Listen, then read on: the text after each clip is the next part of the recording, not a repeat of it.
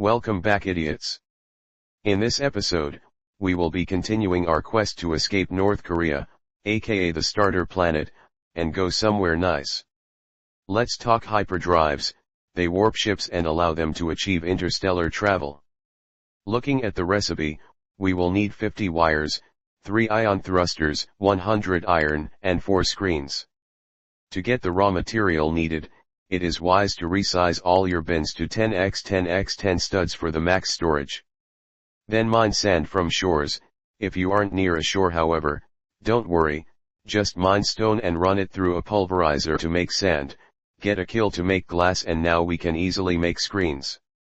If you automated flint, hooray, you win. If you didn't, you smell, and should do that. Route flint and wires to one assembler and autocraft trigger wires. Remember how I said pipes would be useful?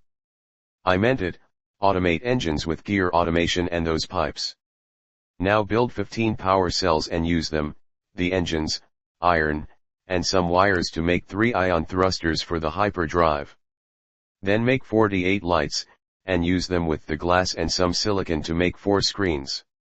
Then use the wire, iron, ion thrusters, and screens to build the hyperdrive. Your ship should also have an anchor and stud aligner, make sure you move your spawn point to it, and even a cloner to be sure. Now I'm too lazy to tell you how to make the rest, so just find out how to build them yourself. It's not that hard. Anyways, let your ship recharge and pack up your factory, resize bins to 1x1x1 studs, put assemblers, extractors, and other assets in bins. And warp out when you have a location in mind.